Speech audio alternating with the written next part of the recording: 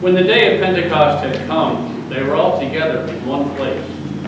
And suddenly from heaven there came a sound like the rush of a violent wind, and it filled the entire house where they were sitting.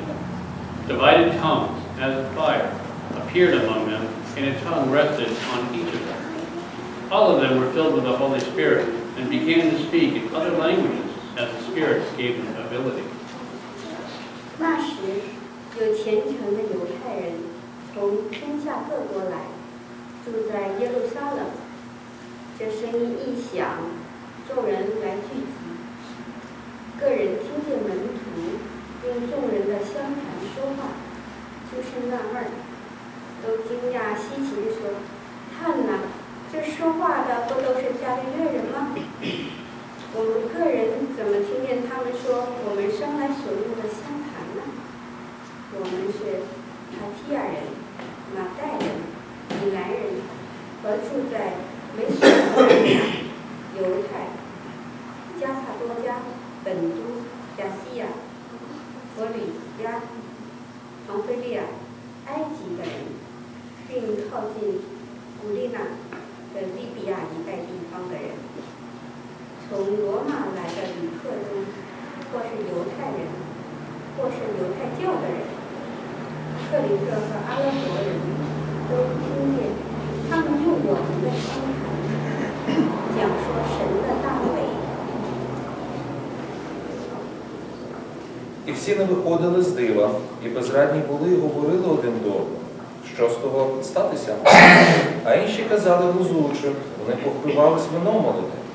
Ставши ж Петро із 11 свій голос підніс та й промовив до них: мужі юдейські та мешканці Єрусалиму, нехай вам оце стане відоме і послухайте слів моїх, бо не п'яні вони, як ви думаєте, бо 3 година дня. А це те, про що пророк Йоїл передрік. І буде останніми днями, говорить Господь, я вилью від Духа свого на всяке тіло, і будуть пророкувати сини ваші та ваші доньки, юнаки ж ваші бачити будуть видіння, а старим вашим сни будуть снитися. Über alle, die mit ihnen, Männer und Frauen, gieße ich zu jeder Zeit meinen Geist aus und sie werden als Propheten reden. Danach lasse ich erschreckende Zeichen erscheinen, unten auf der Erde und droben im Himmel. Menschen liegen erschlagen in ihrem Blut, Flammen und Rauchwolken steigen auf. Die Sonne verfinstert sich und der Mond wird blutrot. So kündigt sich der große Tag des Herrn an, den niemand entrinnen kann. Wer sich dann zum Herrn bekennt und seinen Namen anruft, wird gerettet. The word of the Lord. Thanks be to God. Well, after yard sale, I'm exhausted. You probably are exhausted as well. It's always like this on the weekend of yard sale. The preparation, the execution, and the cleanup, which is not entirely done yet, always leaves us exhausted. We're exhausted mentally, physically, and emotionally after this event. We need a break. We need some rest. We need some sleep. And it'll be like this for a little bit, and probably a little while, before anybody's going to be ready to go and do another big event. If I stand up and say in the next week or two, hey, let's do another big event, you're going to stone me like that other Stephen in the Bible. Everybody needs a little bit of a break because everybody is exhausted. And if we're exhausted, imagine how the first disciples of Jesus must have felt. They were exhausted too. They had endured many weeks of journeying to Jerusalem for the Passover. When they got there, suddenly Jesus was betrayed, arrested, and killed before their eyes. They hid in the house, and suddenly then the risen Jesus appeared to them and told them that he was alive, and showed them that he was alive, and he began to teach them things that absolutely blew their mind. And just as they were starting to wrap their brains around kind of some of these things that Jesus was telling them, he was carried up into heaven, and they didn't see him anymore. And he told them, wait here in the city until you're clothed with power from on high, whatever that was supposed to mean. So they waited. They were still exhausted. I mean, all of that going on in their lives, it exhausted them physically, emotionally, mentally. They probably hoped that whatever this power from on high was, it was going to give them some comfort, some rest, and a little bit of a break from all the chaos and craziness of the last few months. Certainly, they were not going to be involved in another great big project, at least not yet. They were still too exhausted. But that's not what happened. Suddenly, the Spirit of God literally blew through their lives and involved them in another big project. And among all the other things that the story of Pentecost means, it means that God is acting in our lives and even does amazing things, even at those moments when we're totally unready and totally exhausted. That's what happened on the day of Pentecost. And that's often how God works in our lives too. We too often try to put God into neat little boxes, or at least contain the Spirit and the power of God into God working in ways that we expect, that we want, and that we're ready for. You know, we tell God and we tell ourselves how and when God should act in our lives. God should act when we're ready. God should act in ways that we can easily understand and live into. And God should please act when we're not so exhausted, when we're really kind of energized and ready to go and do whatever it is God calls us to do. But from the day of Pentecost onward, and even before that, the power of God's Spirit refuses to be contained and constrained by our sense of timing. You know, give me a little while to prepare for this. That's what I always say. Or even act when I tell you to, God. That's when I'm going to be ready. Do it on my schedule.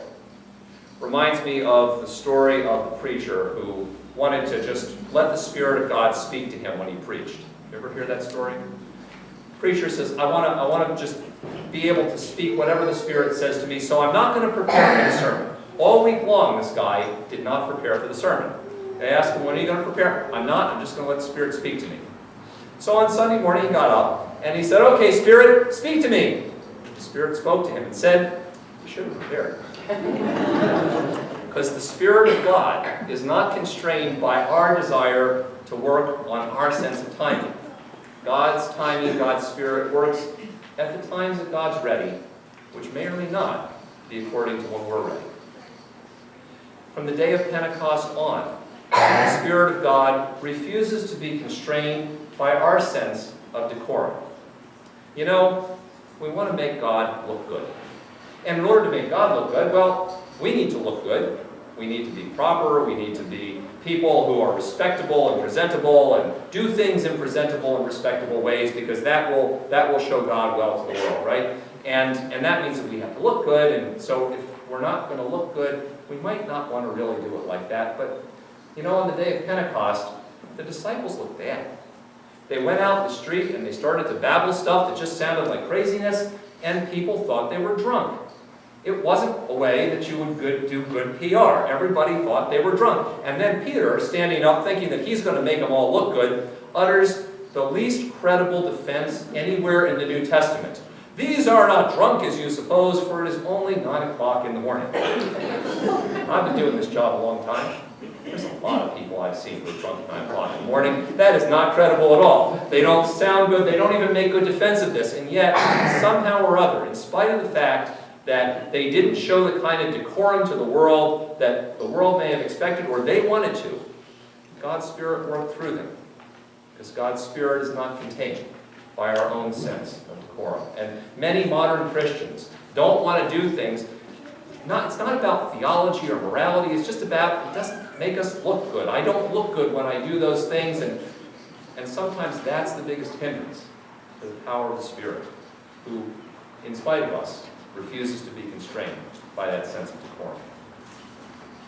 And sometimes for us too, we need to remember that from the day of Pentecost onward, the Spirit of God is simply not constrained by our own sense and our own ability, our own power and our own strength. The ways that we think that somehow or other we got to be strong and ready and powerful and somehow have influence before God can work through us.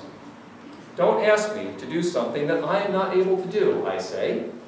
And usually, that's pretty good advice. But sometimes, it's also an excuse to not try when I really should. St. Paul writes that we have this treasure in clay jars so that it may be clear that this extraordinary power does not come from us, but belongs to God. And you know, sometimes the greatest things that we've been able to do in our lives and the things that others have done are the things that happen when we know that we're just too tired, we're too exhausted, we don't have the energy to do it, but somehow we're able to do it anyway. Those are the moments when God's Spirit is really working through us.